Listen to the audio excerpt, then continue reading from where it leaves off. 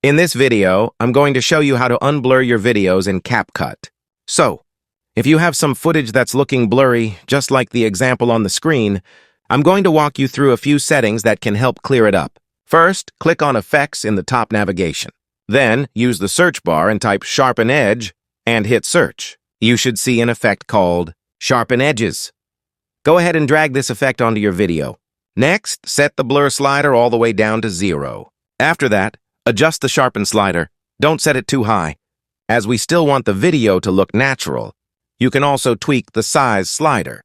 I'm setting mine to around 5. Feel free to adjust the range and filter to your preference as well. You should already notice the video starting to look clearer. Now, select your video again and click the Video tab in the top right corner. Scroll down and choose Enhance Quality. Click Allow and wait for the enhancement to reach 100%. The default setting is HD, but if you want even better results, you can switch it to UHD. Once you're happy with all the adjustments, click Export in the top right.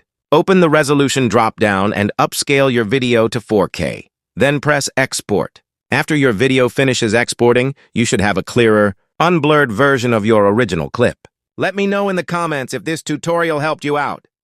Thanks for watching, and I will see you soon.